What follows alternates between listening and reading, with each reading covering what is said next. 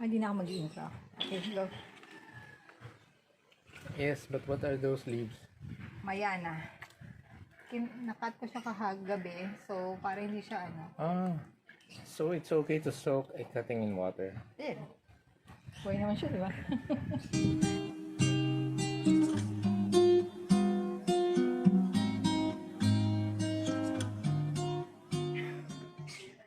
Welcome to...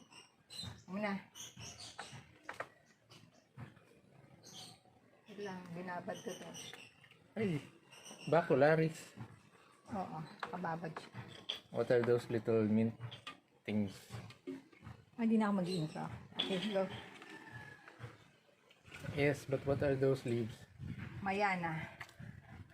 Nakat ko siya kahagabi, so para hindi siya So it's okay to soak a cutting in water. Din. Buhay naman siya, di ba? Yan muna siya, hindi ko siya natatanim. Ayan. I thought if you soak it too much, it will disintegrate. Yung best ko nang ginagawa yan eh. Pag nagkakat ako, hindi ko siya matatanim, nilalagay ko siya dyan. Talaga, nilalagay ko siya dito. I think you're the only one who's ever done that. I think. If you guys know of anyone else who does that, you know, dunk Mayana cuttings into water, let us know. It seems to be effective. So how long has that been in there? Kahapon pa ng hapon. One day na siya. So one day. One day na siya. Ito yung isa sa in-sprayan ko. Ewan ko nito. What are those white things? Hindi ko alam. Isa yan sa mga nagkaroon ng problem. Those are aphids. So, in-sprayan ko na rin siya. Ewan ko kung Those are aphids. sana. So I think it's the same kind of aphids that kill our chili plants. Siguro. Ay! So these aphids are now dead or are they still alive? Ewan ko. Kasi di ba in-sprayan ko to? Tinadtad ko yan. Ewan ko. Sana dead na siya. So guys, it seems that it's the season for aphids. We don't know why, so the weather is colder than usual. Going into summer. So maybe that's the reason. So we don't know. But according to Facebook, at least where Mayana groups are concerned, a lot of Mayana owners are experiencing, you know, they're announcing the bad news that their Mayana plants are being attacked by aphids. Hindi nag-iisang Mayana ko pala. We're not the only ones with that problem.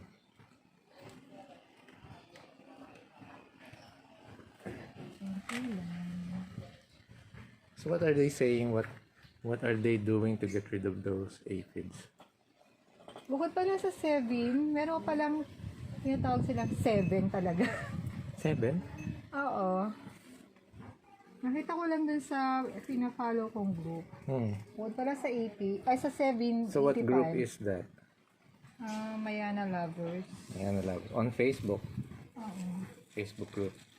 Facebook. So there's 7 by buyer and there's 7. I'm thinking that it's not from buyer. Hindi siguro. It's like a copycat. Hindi, iba lang talaga yung tatak. Ano din daw? So may nagsuggest ng Simbus ba yun? Yun ang inaano sa akin noon sa Taytay, kaya lang sabi ko nga. So someone from Taytay suggested it to you. O kasi Halamanan sa Taytay. Yun available nila. Oh. Yun ang available nila. So Yeah, that's where you got your 7 insecticide. It's from Halamanan sa Taytay. yun ang ginagawa disaster ng hangin ang mga plants.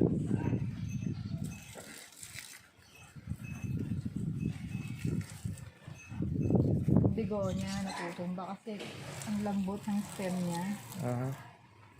Yeah, aren't you worried about your plants because there's a storm? There's a storm coming. Medyo. It's not going to be a direct hit but medyo, at least where we are concerned. But you can see how the wind has already syempre picked up. yung sa ginawa ni Ulysses sa Mayana ko, nakakapobia na. Yeah, si Ulysses was a nightmare. Naging phobia sa akin si Ulysses. Kasi na-disaster si Mayana ko.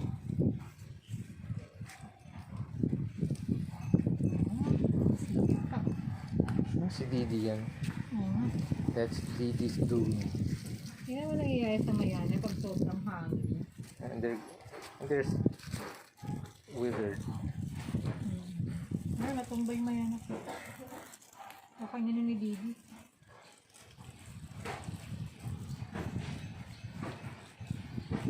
Tatanim ko na.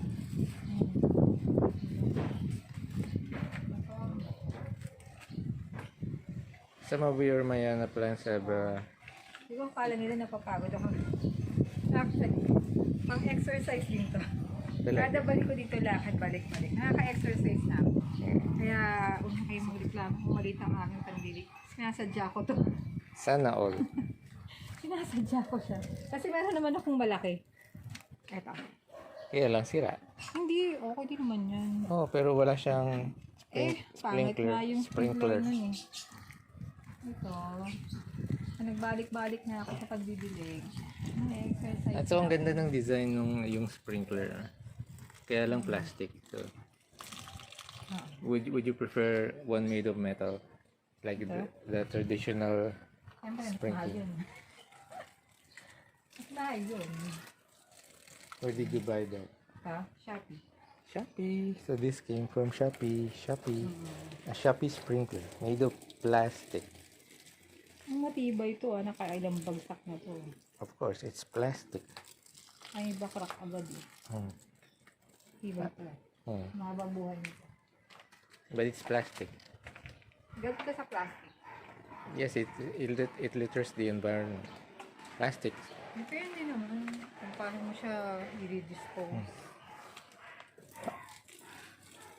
Yan, malungkot na sila. Nauuhaw na sila eh.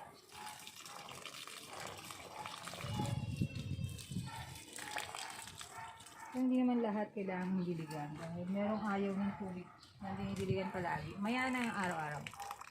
So how do you know which ones don't like too much water? Yan, yung mga philodendron, yung mga alocasia. So philodendrons and alocasia don't need too much water. Oo. Pag na-overwater sila. They'll die. Oo. What kind of monstera plant is that? Alin? This one, yeah. Dragon's tail to. Dragon's tail yan. That's dragon's tail. Oh, ito Tibatib. yung... ito yung Adam's honey.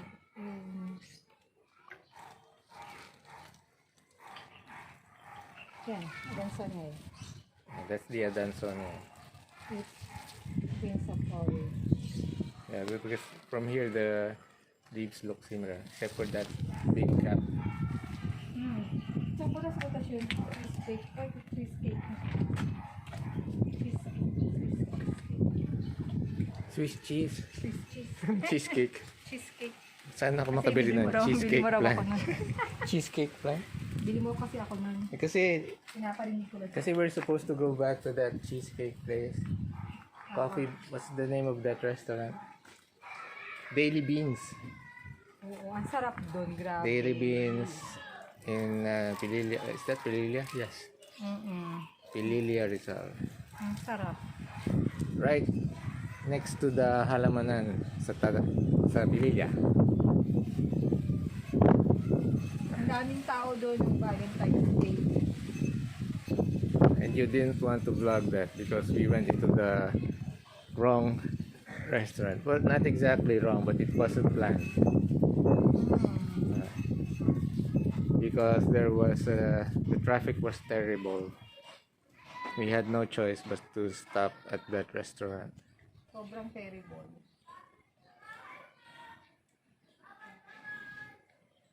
Yung sepisa ko. May baby na naman siya. May tatanim mo naman ako. Baby episia. Magpapropagate Ayun, oh, dito ka. Hindi lang ako makalapit. Ito, ang daming baby.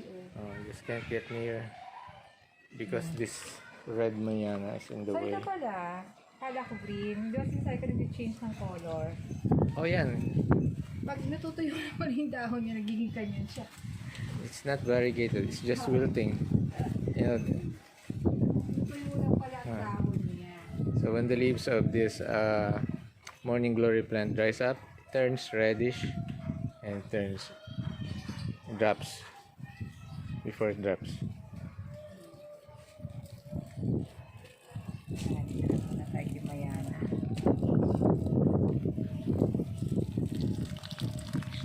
Look, it's dry. Oo, di ba? Kasi tayo eh. Ayan o. Uhaw na sila.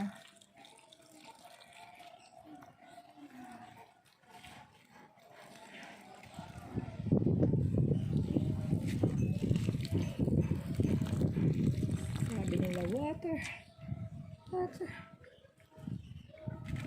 Ano yun? Dog ba yun? Tao ba yun? Let's see. Cowboys Titignan. Tignan mo na. Titignan ko lang muna kung may Feeds. ipits pa. Ito isa rin sa marami. So, Nagpa-blur yung ating camera. sa ngayon, wala naman akong nakikita. Nakikita sila sa sulok doon. Okay, sa corners ng mga stems, no? So, bigla na lang silang kumikilos pag ginagalaw mo. Wala naman. Mukhang effective nga siya. Ayan mo. O, di ba ayun, di ba? Meron. Ano ba yun? Dahon ba yun? Oo. Wala na. Akala ko, Wala na I siya. thought I saw one, but they're just leaves. Yeah, baby leaves. Itong tatlong yun ang meron eh. Tingnan mo nangyari, napunggok yung mga dahon ko, tapos natuyo. Curd. Oo, tapos hawakan mo, ang galas-galas niya, ewan ko ba. So that's the effect of too much aphids, too many aphids. Oo. Sinadista niya. Yeah, so the leaves get rough and curly. They curl up. Ganun yun, lumiliit yung dahon. Tapos, oh my. Ano ba naman, hangin, nahihilo na yung Mayana ko. Pati ako. Didi, what are you doing with that sandal?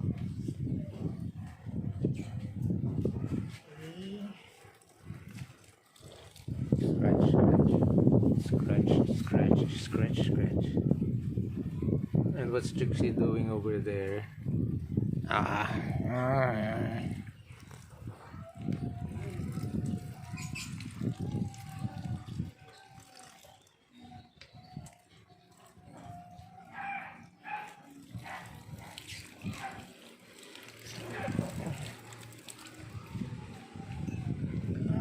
How ang Mayana.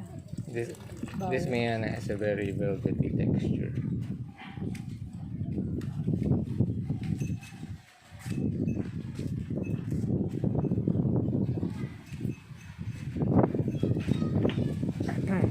Aren't you going to do something with that golden pothos, the giant pothos? Kakat ko na naman. It's climbing into the neighbor's Kakat ko na naman. wall. You know, the neighbor's side of the wall. Reklamo ako. Don't like your giant pot. Ito pa pala, dry pa pala ito. Oo nga. Lang. Lahat na sila. Malis tayo di ba? Ito yung effect ng aphids. The leaves curl up and the texture becomes rougher and the leaves are stunted. They don't grow bigger. Malaki sila, tapos lumiit. Yun. Ewan ko paano nangyari yun. At least now you know that 7 works.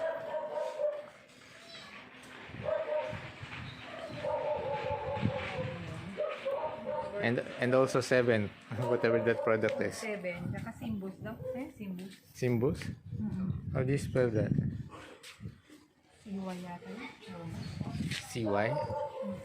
Ay! Huwag mo ginamin niya.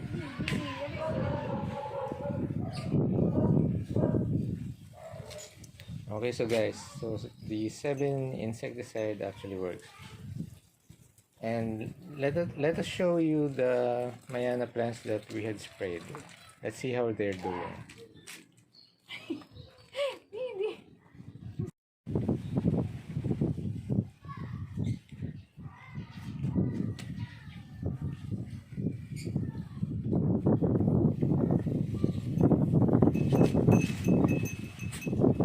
You like the wind? And do you like the wind? Hmm? You're enjoying the wind, the cold wind. Ah. Yeah.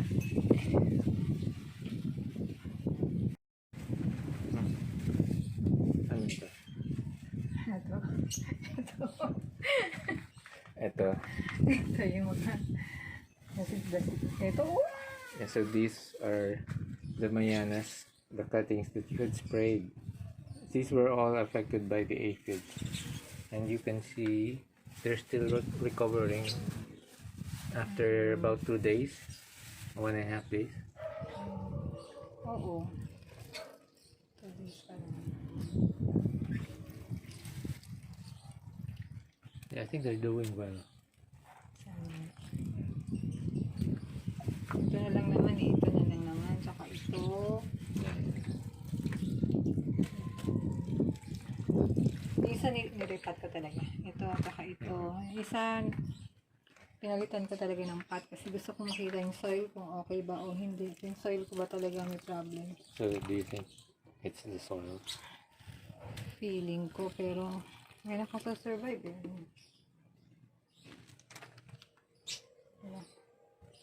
Yun nga lang, maliliit na yung dahon. What about these? Pero siguro kung nakabili ako ng soil ulit, ililipat ko sila. Bagong cuttings ko yun. Yeah.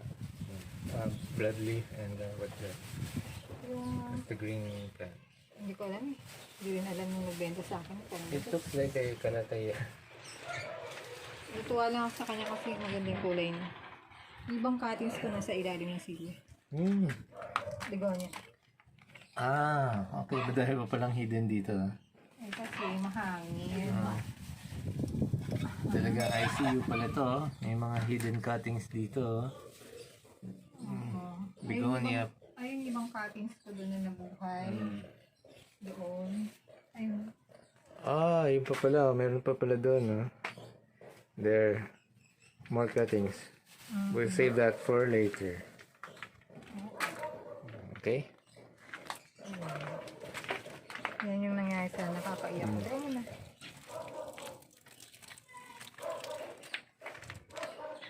Yan. Opo. Ito lang po yung update namin. Okay. So, guys, ito na yung update ng isprayan ko ng Sebin. If you have the same problem with aphids, Kung meron din kayong problem ng ganyan, try nyo rin ito. because a lot of Mayana owners are going through the same So, thing. baka dahil sa weather, kaya ganun. Pero effective siya. Effective siya. Effective siya. Sana nakasurvive sila. Alright, thank you for watching.